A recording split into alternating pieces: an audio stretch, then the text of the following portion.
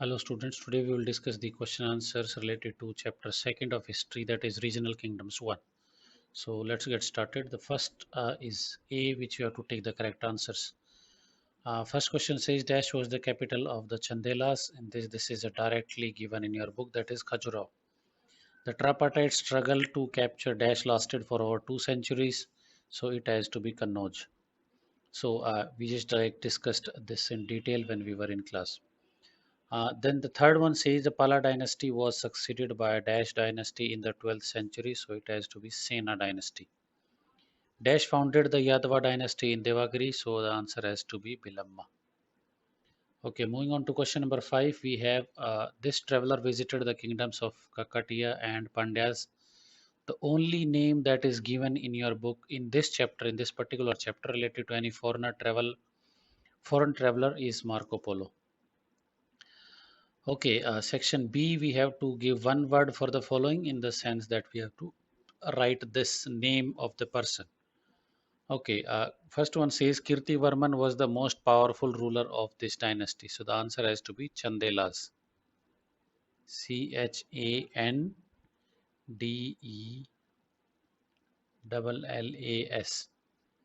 This is Chandelas. Second one says Prithviraj Chauhan and Muhammad Ghori clashed twice at the place. This is Tarai. Okay. Moving on to the next question, we have the Pala king along with his son expanded and strengthened the kingdom. So we have to name this Pala king. So this was Gopal. Gopala. These are like straightforward lines given in your chapter. Kanchi was the capital of this dynasty. So we'll be writing as the answer will be Pallavas. Pallavas. Okay, question number 5 says this was the General Assembly of the village under the Cholas. General Assembly, we just discussed two things. One was General Assembly, and other was the gathering of the elderly people. So in this case, your answer will be Ur. U-R. That's it.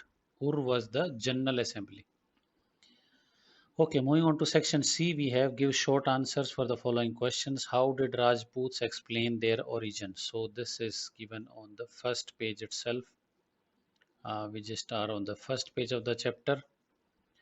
Then you will be starting from here. This is C1. The Rajputs, however, claimed to be descendants of Kshatriyas and warriors of Vedic time.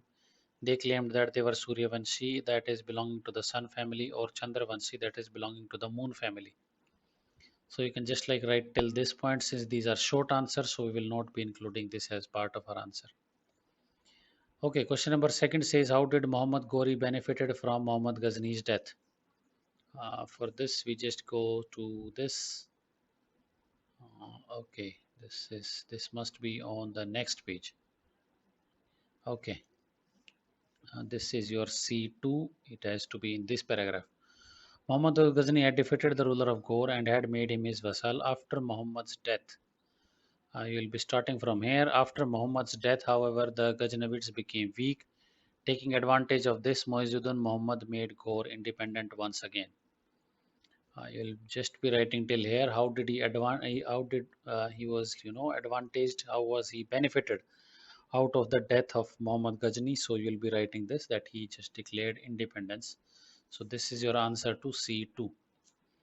Okay, moving on to C3, we have which ruling dynasty engaged in tripartite struggle to Kannauj and gave reasons why they were included in this, why they were engaged in this tripartite struggle. So for this, we go to the paragraph related to Kannauj. It should be on this one. Okay. So this is your answer to C3. I'll just write C3 here.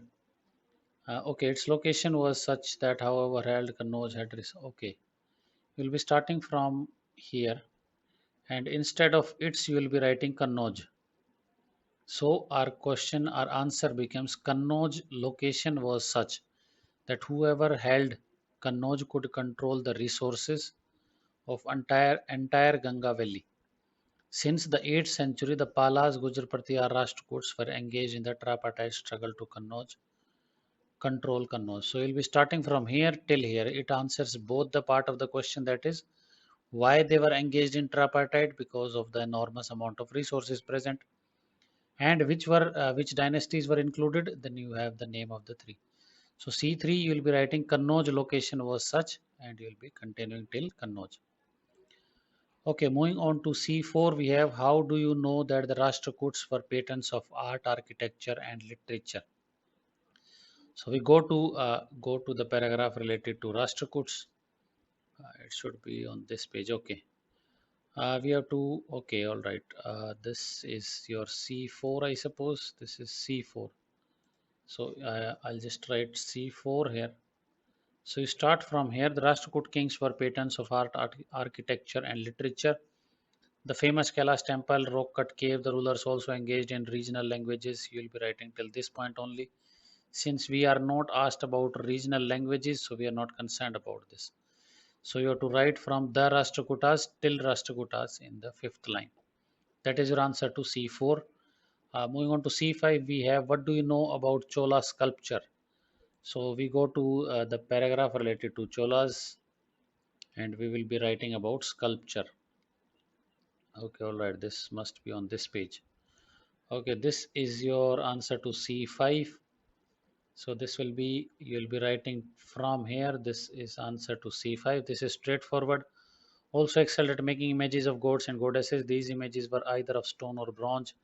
Nataraj Lord, you will be writing this entire paragraph. Though these are short answer questions, but the thing is that since they are asked in a way that we cannot cut short them, so you'll be writing the entire paragraph. Okay, we are done with it. Now we move on to next section, that is give long answers for the following questions. You have to give long answers. Okay. How was the clash between Prithviraj Chauhan and Muhammad Ghori in 1192 different from the clash of 1191? Question आपसे क्या पूछ रहा है कि 1191 के मुकाबले 1192 में क्या चीज़ें चेंज हो गई थी, तो वो चीज़ें हमने लिखनी है. So we go to the first page where the Battle of Tarai is discussed. So we'll be marking it from there. Okay, so we have to write from here. 80 kilometer Muhammad Ghori was defeated in the first Battle of Tarai. However, made no attempt to chase the Ghurids in Punjab and covered to be a grave blunder. The two armies met once again in 1192. This time the okay, so we will be having a few, this is D1. So we'll be writing from here in 1192, army 80 miles from Delhi, Muhammad Ghori was defeated in the first battle of Tarai. First you will be writing these 4 lines. Then you will again start from here. Soon after, Muhammad Ghori began to regroup his forces. Hold on a second, you don't need to write this one. You will be starting from here. The two armies met once again in 1192. This time Muhammad's army was better prepared. Prithviraj appealed to the neighboring kings for help. Some Rajput rulers came for his help. The most powerful ruler, Prithviraj appealed to the neighboring kings for help. Then were better prepared. Hold on a second. The most powerful ruler Rajput. This is okay. You will be writing till this point. Then leave out this. ये आपने नहीं लिखना है. Okay. But you will be writing this line. Prithviraj was defeated and captured. His territories were occupied. So this answers our question that what was different in 1192 if we compare it with 1191. If you got any doubt related to this, then let me know in the class. So first you will be writing in 1191 till Battle of Tarai. Then you change the paragraph. Then you write the two armies met once again in 1192. You write till help. Then leave out the next line. Then you write this. Prithviraj was defeated and captured. His territories were occupied. This is your answer to D1. D2, we have described the military achievements of Raja Chola and Rajendra Chola. We have to discuss the military achievements of both these kings. So we go to the paragraph related to these. We have discussed both these. Okay, all right. Okay, first we will be discussing about Raja Chola, then we will be talking about Rajendra Chola. Okay, was a brilliant commander. He defeated the Pandyas and Cheras and built a strong navy. Okay, we'll be writing till this point only since the answer is going to be long. So about Raja Chola, also called as Raja I, was a brilliant commander. He defeated the Pandyas and the Cheras. Okay, hold on a second. Then you'll be writing this line. This you will be writing only in Raja I. Then for Rajendra Chola, you start from here. Rajendra Chola was Raja's son. He succeeded his father to the throne. Rajendra Chola made his empire even more powerful. His armies defeated the Cheras, Chalukyas, and marched as far as north modern day West Bengal, where he defeated the Palas. He'll be writing till this point. So again repeating, this is your answer to D2. This is your answer to D2. So I'll write D2 here. You have to start from this. Raja Chola, also known as Raja I, was a brilliant commander. He defeated the Pandyas and the Cheras. Then you stop at this place. You don't write this line. This is not important from the question point of view. Then you write this line. The Chola fleet captured parts of Ceylon, Sri Lanka and Maldives Islands. Then change the paragraph. Then you start for Rajendra Chola. Rajendra Chola was Raja's son. You'll be writing these 4 lines. Plus, if you come to the right hand side, then you'll be writing till Palas. That is the answer to your D2. Now, moving on to D3, we have what do you know about the Chola administration? Okay, all right. Our third question is what do you know about Chola administration? So, for this, we just like on the same page, we will have the paragraph related to administration. Okay, all right. So in this, you will be writing this is your answer to D3. I'll write D3 here. So the kingdom was divided into this and Valandus and everything, and the village called Nadu or Kuram. Lowest unit, there were many towns. You'll be writing this paragraph. Okay. So that much is enough for talking about long answers when it comes to the administration. Okay, all right. Now moving on to next question, we have write a short note on the regional kingdoms of the Deccan. Now you have to write a short note on regional kingdom of Deccan, all of them. So this is going to be a little bit longer. So we'll be looking at the Deccan kings now. Okay, they should be there on this page. Okay, the Deccan. So I'll just okay, the first one is you will be writing from here. The Rashtrakutas rose to power in the 18th century under this. He and his consolidated his power. Malkhed near Solapur was their capital city. This is the first one, the Rashtrakutas. This is your D4, I suppose. Okay, D4. Okay. First, you'll be writing this paragraph. Then you come to the next kingdom, Yadavas of Devagiri. Bilamma founded this dynasty. Soon Yadavas consolidated themselves a region between this and this. You'll be writing these 4 lines about Yadavas. Then you change the paragraph and you write about next kingdom. That is Chalukyas of Kalyani. You will be starting from here. The Chalukyas of Kalyani were also known as later Chalukyas or Western Chalukya. The greatest ruler was Vikramanka. You just write this one. This is not required. Write these 3 lines.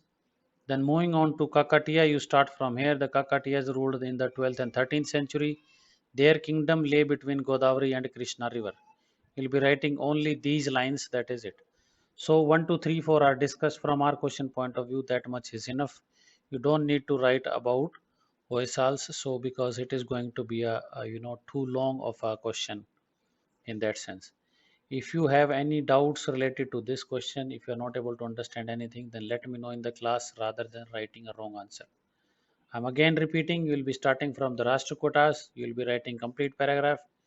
You change the paragraph, you write these 4 lines. Then you again change the paragraph, you write these 4 lines, and you again change the paragraph and you write these 3 lines. So that is the answer to your D4.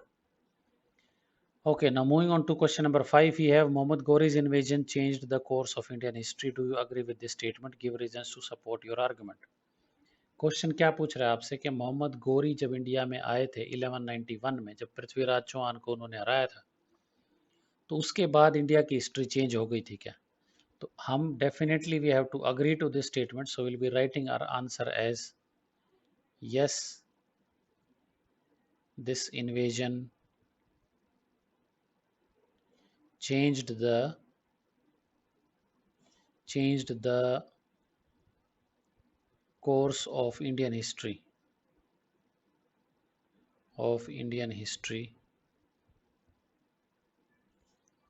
It led to the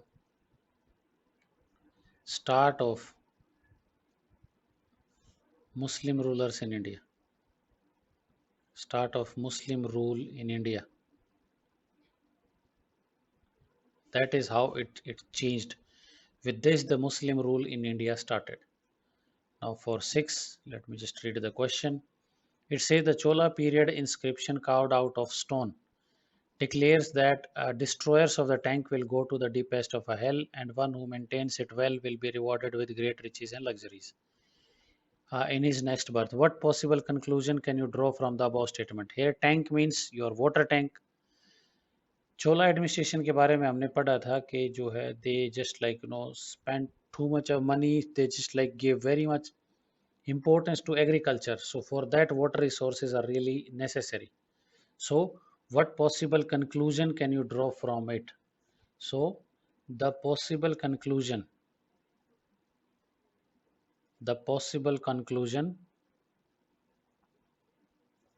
that we can draw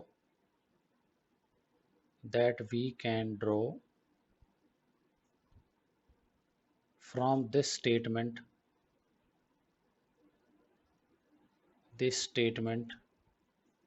is the importance given to agriculture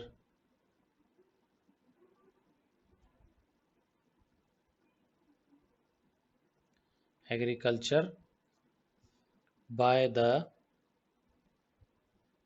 Chola rulers. Okay, so this statement tells us the importance of the agriculture during this kingdom.